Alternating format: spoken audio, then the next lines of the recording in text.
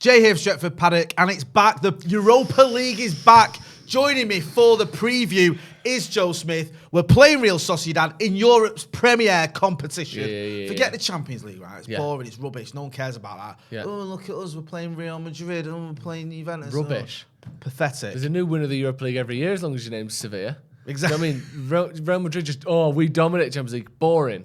Yeah. Well, a lot of people say the Championship's better than the Premier League. Yeah. Because it's exciting. Exactly. Europa League. That's where it's at. Actually, I'll tell you what, we're messing about and we're mocking, but genuinely, the Europa League is a big trophy. It's a hard trophy to win. Yeah. Every single year, you've got one of Man United, Liverpool, Arsenal, Chelsea, Barcelona, Inter Milan, AC Milan, Borussia Dortmund, Napoli. Like you've got big teams in there, usually multiples. Yeah. Atletico Madrid are in it, Sevilla.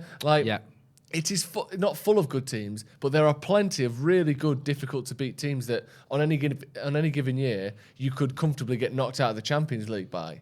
So it's not an easy competition. We're having a laugh there. Obviously, it's not the Champions League, but this is a competition I'm massively looking forward to, and I would absolutely love for us to win. I love it if we beat them. I'm with you. Listen, Stockholm, one of the best nights I've had as a Red for several reasons. It gets you into the Champions League. Yeah. We know the Premier League is so tight. We've got the likes of Chelsea, obviously Spurs, Arsenal, Liverpool and City, obviously, going for those top four places. So even with the good form we're on, there's no guarantee we're going to make the top four. And then you look at it and you think, we've not won anything since the last time we won a Europa League in 2017. For United to end the season, getting into the Champions League and winning a European trophy would be absolutely mint, especially in Erik ten Hag's first season. So we can dismiss it and we can laugh at it and we go, yeah, obviously, it's not got the kudos and the teams and the stature of the Champions League, but it is still an important competition. It's a competition you'd love to win. I was fuming when we lost that final in Gdansk. Yeah. I was fuming when we got knocked out in the semi-finals the season before. It was so deflating and annoying to get that close to it and not being able to get over the line, especially against Villarreal in that final. So this time round, we know that Erik ten Hag, obviously, he has got other priorities, mainly the league. You think that would be his priority. But I wouldn't mind it if we sort of did play strong teams. I know we're going to get to our predicted 11s in a minute. Play strong teams in the Europa League, because I think the Europa League is a competition Manchester United shouldn't be turning our noses up at. Can I just take you through something? It might take a little bit of time here, but I just want to go through the quality of the competition this year. Yeah. So Group A is Arsenal, PSV, Bodo Glimt, FC Zurich. You'd expect Arsenal, PSV to go through there. Right. PSV are a big team. Group B, Dinamo Kiev, Rennes, Fenerbahce, AEK, Larnaca. Group C, Roma, Ludogorets, Real Betis, HGK. Group D, Braga, Malmo, Union Berlin, Union Saint-Germain. Group E is our group, Manchester United, Real Sociedad, Sheriff, Ammonia. Group F, Lazio Feyenoord. I won't go through all of them, but basically, in a lot of these groups, there aren't really any teams that traditionally you would look at as big teams or top teams. Obviously, we could lose over two legs to Nantes or Freiburg. I'm not ruling that out, obviously, but it's a relatively or comparatively weaker Europa League this year. And I'm not saying, obviously, I'm setting myself up for you to look a twat. But in terms of chances, and then to look in the Champions League as well, a lot of the groups have got two big teams and two small teams. Right. So you'd be less worried about the teams that drop down. So, like, for instance, Chelsea's group, it's AC Milan, Chelsea, Dinamo Zagreb and Salzburg. So you'd assume it's Chelsea and another, and the rest of them, again, you would hope United would beat. City, the two groups where there's three good teams is City, Sevilla, Dortmund are in one, PSV, Juventus, Benfica, and then the other one is Bayern, Barca, Inter. The rest of them seem to have two teams that you would hope would convincingly go through and two teams that would probably fall away. So I'm not saying this is United's to win, but I think we should be one of the favourites. And with Ten Hag's track record in the Champions League, which is only ever overachieved, I know they got knocked out in the round of 16 last year, but there was a long time where, first of all, they won every single group stage match, which is incredible. Secondly, there's a long time where Dutch clubs generally weren't expected to get out of the group stage, let alone get to semi-finals like he did. So again, I'm obviously thinking way ahead, but because it's the first game of the tournament, I'm sort of looking at it as the tournament as a whole. I think it's a really good chance for us to do well in this year, and for that reason, I think we have to really go for it. I think it'd be United Arsenal final. I'd love that. David De Gea goes to penalties. David De Gea, exercises the ghosts of Gdansk. Takes the 11th penalty and wins it this time. Scores. Yeah. There you go. You heard it here first. I'm glad you're on the same page, though, because I want silverware, Joseph. Yeah. I'm sick of it. We finished third, we finished second. That was great. Yeah, that's all well and good. I want to see big, shiny pots. Other than transfers, it's what I like most. Would you rather win this or the League Cup? This. Would you rather win this or the FA Cup? Oh, you're good at you.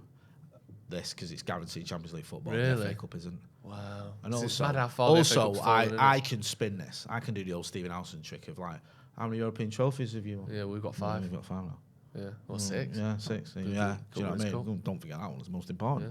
Yeah. So yeah, you know what I mean? That's a good point. Yeah, no matter what. Even if City won the Champions League, I'd be like, you won the Champions League, we won the Europa, so both won the European trophy. Difference is that we've won loads of them. Yeah, exactly. You know what I mean? One of many for us. The second European trophy in your history. Pathetic. Yeah. Anyway. We've won 3 in 5 years. 2 in 5 years, sorry. Rotation. Whether Eric Ten Hag goes for it, he doesn't, he is going to have to make some changes. You can't just keep the same team that played against Arsenal. We have got a squad now, actually, as well. We're going to get to predicted 11s in a minute. But I just want to ask you, do you see Eric Ten Hag, with everything we've said about trophies and the importance of getting a trophy and this being away into the Champions League, do you see him massively rotating it, or do you think he needs to sort of keep it quite similar to the teams that we've seen in the Premier League so far? I think he has to keep it very similar. I think one thing that Ole did well in getting to the Europa League, well, obviously he did well to get to the Europa League final, but in that run, other than the last game of the group stage where we lost, we played basically all debutants, wasn't it? Do you remember? Other than that, he basically played our first team in every game. Yeah. And there was a lot of times where people were like I saw on social media, you see, chatting to mates and stuff, where they're like, why has he started that?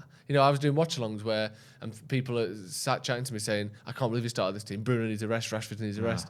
But it got us to the final doing it that way because you got a team that's used to playing with each other. And also, like I was saying before, this is still a very good competition with good teams in it. You can't get to the final by playing like the Reses. Manchester United are a good team, but we're not that good. Yeah. Do you know what I mean? There's some very good, well-drilled, difficult teams to beat in this. And for whatever reason, Spanish teams seem to have this sort of unfair advantage in Europe. Have you seen this thing where the last, I think it's 17 finals that have taken place between a Spanish team and a non-Spanish team, the Spanish team has won every single one. Yeah. Which is... That's not roulette. That's not, isn't this a random stat? That is something that they are doing that is working time and time again. So in terms of rotation, I think we'll see some, but it's going to have to be all first-team squad members, I think, until we're already qualified, or if we get a big win in the first leg. Maybe we'll see some changes there, but he needs to go big here because otherwise it's going to be really difficult and we will get knocked out.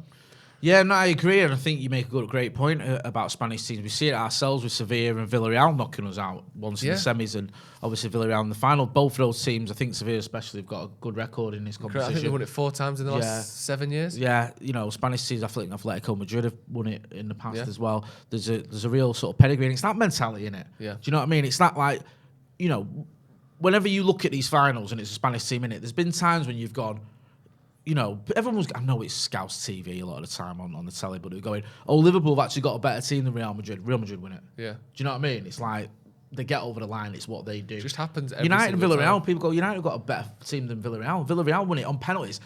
Because it's something to do with the mentality. It's something to do with that just belief, that confidence, whatever. It's not just ability. No. You've had teams that are weaker than the opposition winning because they've just got something in there where it's like they know how to win those big games, how to win those finals.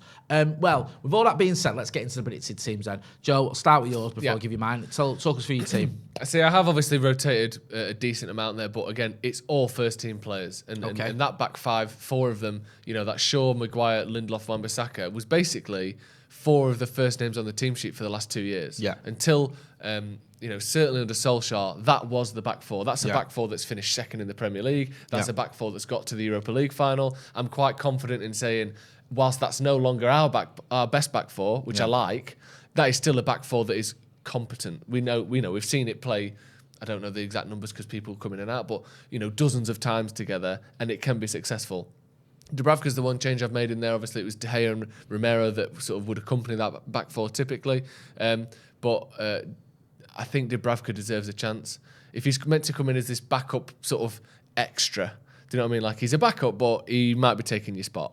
I think he has to play in this game because otherwise he's literally just, Lee Grant. And I think there's, whilst I'm sure he did good things at United, you're not getting him in to be a complete backup. He's there to show himself. Then in front of them, I've gone for that Fred Casemiro sort of Brazil double pivot. I think against Spanish teams in particular, you need to be good at winning the ball back in the midfield.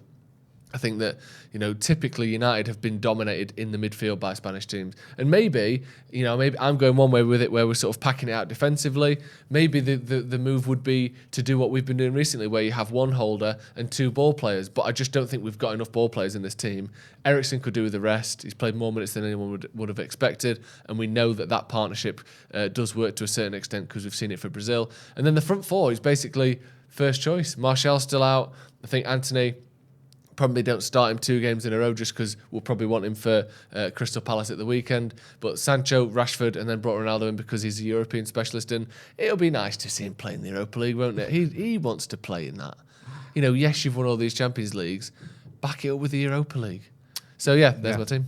No, it's mad because that is an extremely strong team. Yeah. It is. Okay, Dubravka's not the best goalkeeper in the world or whatever, but you've got... Sorry, producer Ethan's giving me dirty looks there because, he was such a great keeper for Newcastle that they sold him. They replaced him and then sold him. Yeah, exactly. They replaced him with England's number 3 and then sold him on loan. That's how good on loan to United. He got replaced by a man that can't get a game ahead of Jordan Pickford. Yes. So, Dubravka's class. Yeah, thank you. But you've got there... He's plays for United now, so he is class. Yeah, exactly.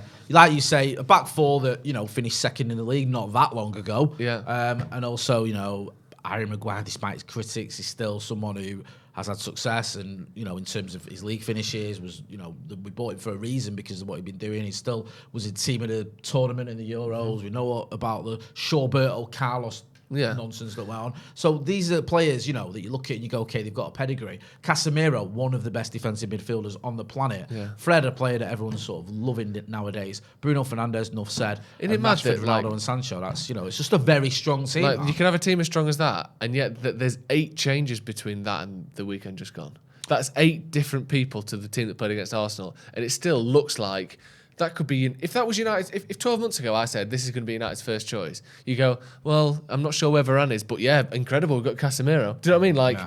It's only because of how good Martinez, Malacia and Dalot have been that isn't United's first team. Can I just ask you something quickly before we get onto my team? Yeah. Do you think... I'm just asking this question, but get involved in the comments. I want people at home to get involved, wherever you're watching, to get involved in the comments. Do you think there's any way Dubravka could force his way into the team? I don't think there is. Do you think it's done, set in stone, David De Gea is Erik ten Hag's guy? I don't think it... I don't know. I just can't imagine it. We've thought this for so long. Yeah. We thought Romero could do it maybe. Yeah. When because David De Gea did dip after the World Cup. Yeah. We thought Romero could come in and do it. He never really did. We thought Henderson could do it. He was getting close, but never did. Yeah. Dubravka comes in. He's a free transfer or on loan. With the potential for 5 million if he plays X amount of games. A lot. It feels like De Gea can't be shifted. The reason I asked that is not because I think David De Gea's had a few good games and. Obviously Ten Hag sort of almost set his stall out a little bit when he moved on Dean Henderson, although you could argue he didn't have much of a choice. I just wonder, because it wasn't that long ago after the Brentford game when people going, David De Gea's on a stinker. Yeah. And there was talk that whoever came in wouldn't just be an understudy. Well, that's David De Gea. yeah. It would be someone who challenges David De Gea. Yeah. So I'm just curious whether you thought that's he has a worldie and he plays out from the back and he does all the stuff yeah. that David De Gea. In terms of distribution and maybe I think he could. Area. If we have a good run. If we have a good run, I don't see why not. But for some reason, it's almost like, because I'm just so used to seeing De Gea there. What's he been? 11, 12 years now of him playing every week, basically. It just seems far-fetched to me. But, let's hope he's good enough to, because that's not, I want to get rid of De Gea. That's, if he's better than him, then we've got a new goalkeeper that's an improvement. So, I'd love that, but it just seems hard to believe, doesn't it, that he's going to be the guy? No offence. Because we started, what was it, Jan Sommer we wanted, then it was Kevin Trapp, and then you end up with Dubravka. Just seems like he's not even the first choice as a backup, let alone going to get ahead of De Gea, but we'll see. So look at your team then. Mine is not that dissimilar. I've gone a little bit more gung-ho, shall we say. Yeah. The back 5, I think, is the same as yours. Yeah. I've got Casemiro in. I've put Donny van de Beek in. To be honest with you, I'm not going to lie. I put Donny in, and then I think you said about Fred, and I thought, actually, yeah, should I have put Fred in? But no, I'm going to go with Donny, just because I feel like Fred has had cameos this season. I know Donny has come off the bench, but I feel like Fred is in and around that first team squad. I don't feel like Donny is. No. I just don't. I still feel he's where he was under Ollie. He's not the next one off the bench ever, is he? He's like, I just feel like Ten Hag's come in and just thinks, I don't really need you. And I think that's the biggest sign of anything, because literally, other than Donny's mum, if you could put any single human being as Man United manager that would give Donny van de Beek the best chance of playing, it is Ten Hag. Yeah. The only man he's ever been a top player for. No. And yet he's come in and he's still not, like you said, he's not even the first player off the bench. He doesn't get sub appearances. Yeah. So I think Fred is much more likely to start than Donny is. I wouldn't be surprised if that was the case, because this is our predicted 11, of course. I still do think there might be a role for Donny van de Beek at Manchester United, and I think if there is a role, it is going to be in the clubs. I don't see him playing much of a part in the league. I've gone with Bruno because my team is basically made up of people who don't start for Manchester United, other than Bruno nowadays, because I thought you're not going to have a complete just 11 of people who don't start or you know your league games, and I think Bruno has been doing an underrated job, I feel, for Manchester United this season. Excellent this season. He has. What's really impressed me that I sometimes didn't give him credit for is his engine. Yeah. The guy's, 90th minute, he's running around like it's the first minute. And he's putting in tackles, he's doing interceptions, he's chasing down loose balls. And, listen, he's not in the team just for that. He's in the team to create and make things happen. But I think the fact you've got Christian Eriksen, obviously not now, but usually, doing, a lot of the sort of through balls and the telling passes and the assists and stuff has given Bruno Fernandes a bit more of a free reign. And also, the pass to Rashford the other day. For that. The pass to Rashford the other day against Arsenal was incredible. I know. Outside of his foot between the lines. Bruno was the one, I think, that played the pass to Eriksen before it went, or maybe it may have been Dallo, but Bruno played, there was one of the games, he played the one before the one, if you know what I mean. It might have been to Eriksen in the build-up to Rashford's second. Yeah, I don't know if that was him or Dallo, but either way, he's playing a lot of difficult balls over and over again. He's the one that spun, gave the ball to Sancho for the build-up for the first goal against Arsenal. He's always there, and I think he's not. I don't think he'll ever hit the 30 goals or 29 goals, 18 assists, whatever it was 2 years ago, because they're just freakish once in a lifetime numbers. But he's having a brilliant season for United. I think it's going under the radar a little bit.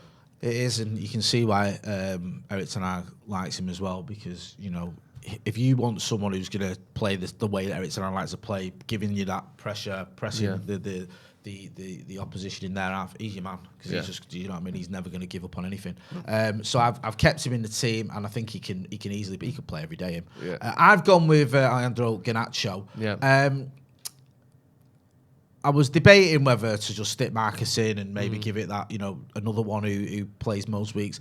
I just feel it might be time to rest our front three, some of our front three anyway, because they have been getting cramp. They have been looking knackered. Sancho has fallen off a cliff at like the 60th minute last couple of games.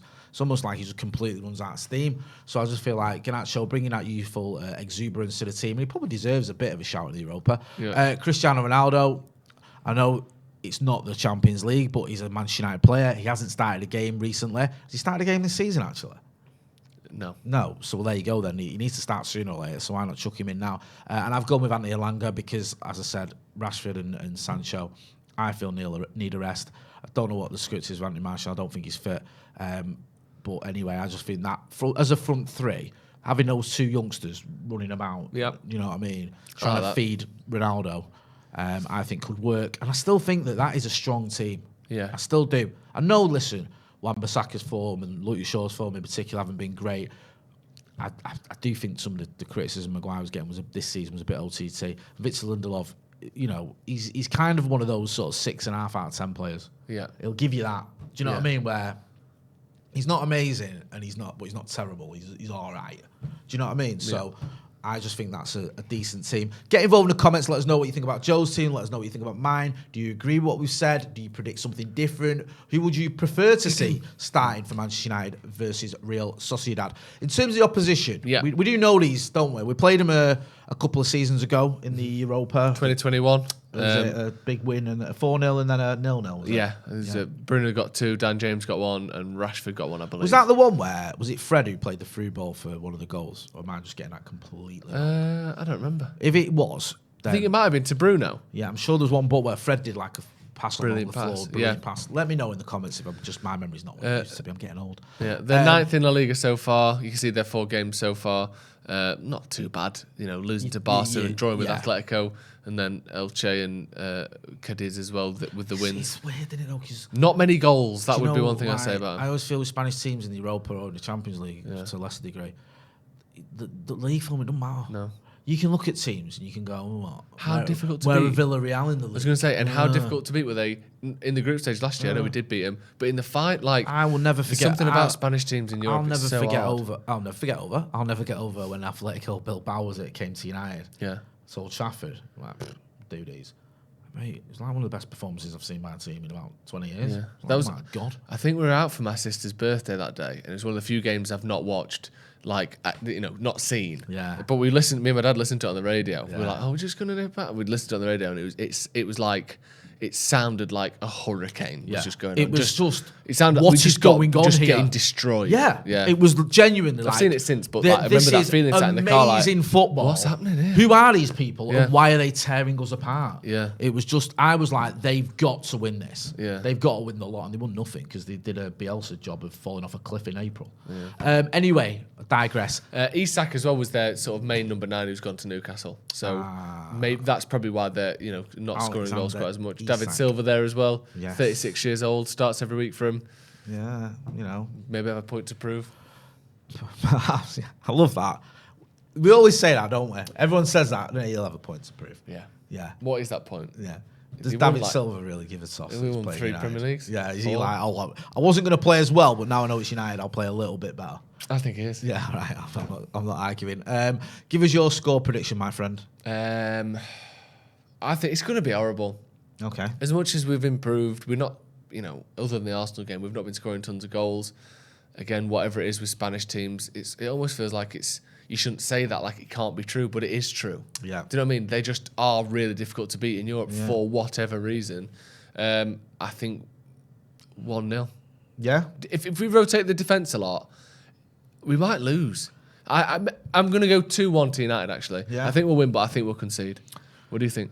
I'm hoping, right? I want to see from this team, if we do see, the Resis or whatever, a few of the fringe players, if you can call the likes of Casemiro, Ronaldo fringe players, a reaction, like a message sent to the manager of like, I deserve to be starting every week. I don't want to see a sort of half-hearted performance because, we've had it too many times at Manchester United where players just haven't given their all, haven't turned up properly, whatever. And I remember when I was a youngster, when we were, going through the glory days of Sir Alex Ferguson, no matter who he picked, they'd always give everything. Yeah. Because they either wanted to be in the team, they wanted to impress him, or they were first teamers, or they had the standards of Manchester United. Or you'd have someone like Roy Keane next year who would not let your standards slip. So I want to see players proving a point. So if we do see a completely new defence than what we've seen already this season, I want to see him trying to get a clean sheet. Yeah. If you do see attackers started who haven't started early, I want to see him getting goals. So I'm going to go 3-0 United. Yeah. I want to see a response. I love that. Come on. I hope so.